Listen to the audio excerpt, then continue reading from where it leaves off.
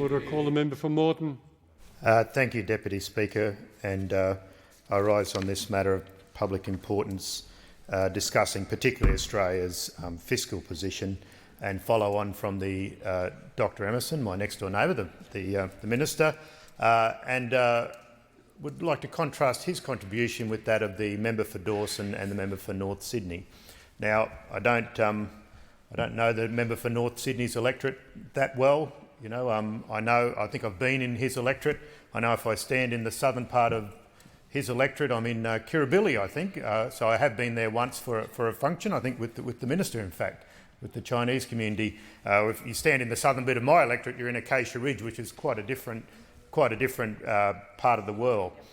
But I know when I'm in Acacia Ridge talking to the people about debt and what sort of debt is manageable, and I referred to the member for Dawson talking about the 7 million households in Australia and how we should approach debt. And the thing is that most people understand that debt is not a bad thing. Debt, in fact, can change your circumstances. And I have here a newspaper story from Simon Benson from June 2010, talking about, in fact, the Leader of the Opposition taking out a mortgage for $710,000 for his house.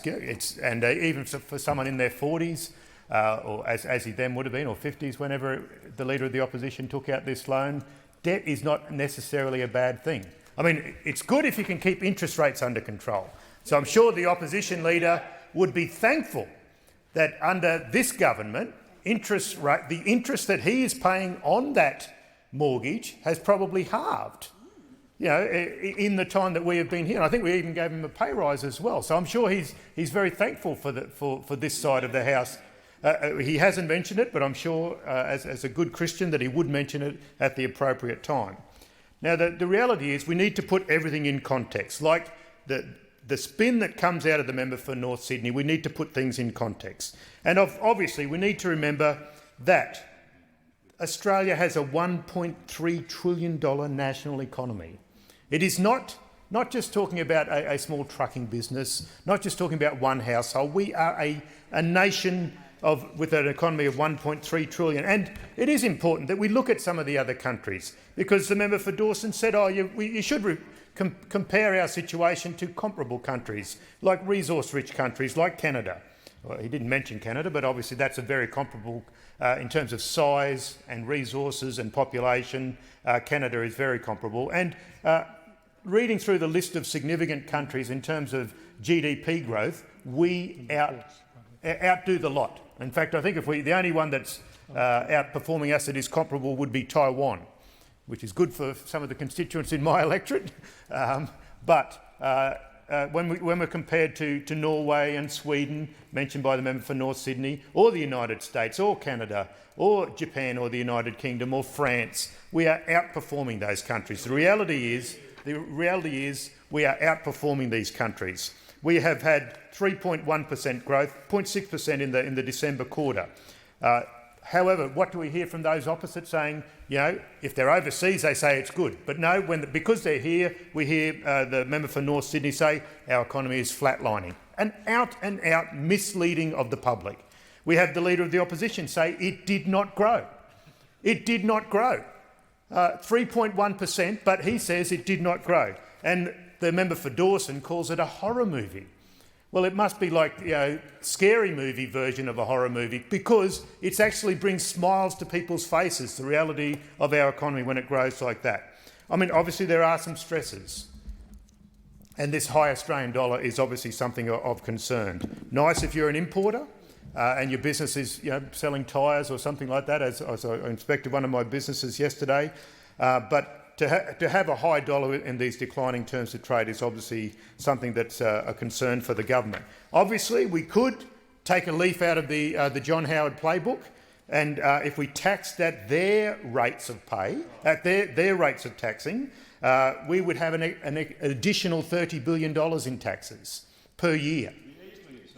Yeah, in surplus in five or 6 or 7 years, easily, if we tax at the rate that John Howard did, which has the record in history as the highest taxing government ever at 24.2% of GDP. Instead, we have made the decision, and we're much lower taxing government at 22% of GDP. But sadly, obviously, the reality is that no government in more than 30 years has run a surplus with a tax to GDP ratio below 22%. So that does bring some strains and stresses to the government. But obviously, we are not hearing about those opposite saying we should be taxing at the same rate as John Howard. But I do know what we should do. The member for Dawson said we would have nothing to show at the end of the process, comparing acquiring a house to what the government does. Well, I can tell you what we do. We invest in education, we invest in the NBN, we invest in infrastructure. And I want to return to those 3 points because the member for Dawson, so typical of down here in Canberra, mocked our investment in education and insulation. Of course, he goes to the school facilities that have had their curriculum improved, that have had their quality of educational delivery improved, and he mocks the NBN. In fact, we had the Leader of the Opposition make that incredible statement during his contribution that he would nationalise the NBN if he was in power. He didn't say that term, but he forgot that the government doesn't actually own the NBN. He said we'd so effectively nationalise the NBN and then sell it for $1. That was his offer on Hansard today, not realising that that is the major contribution that this government is making to improving productivity. And it was ironic to have someone from the region, someone from Mackay, the Mackay area, not mention the NBN and the contributions that it makes to the local economy. The reality is, in terms of productivity, I well remember when we took office in 2007, we were elected in 24th of November 2007, the member for Petrie and I remember productivity for that quarter, the December quarter, was at zero. Zero. Now, not all the fault of the Howard government, admittedly, and I know it does fluctuate a little bit, but the reality is now we're starting to improve productivity. Because as everyone knows, productivity growth drives growth in living standards. And we've got a bit of a pickup in labour productivity. In fact, labour productivity in the market sector grew by 3.3% over the year to December, which is well above the 1.5% average annual growth rate over the past 10 years. Now, productivity is a sure indicator as to whether the economic engine is tuned correctly. And anyone that understands economics understands that you just can't cut wages, which is the work choices way of the lazy way of bringing improvements to the economy. You cannot make people work harder by cutting their wages. That just doesn't work.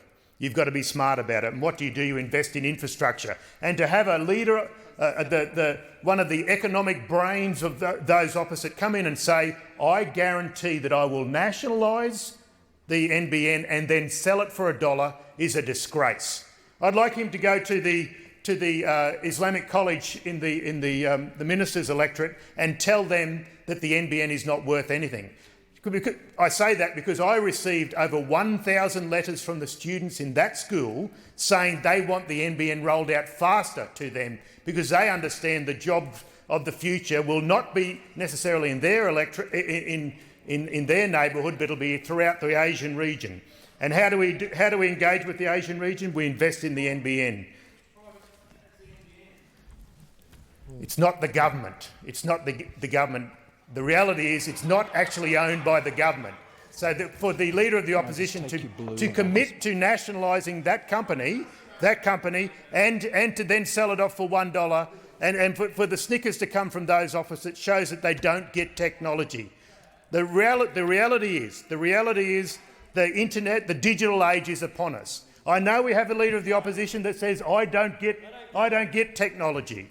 You know, I don't worry about banking.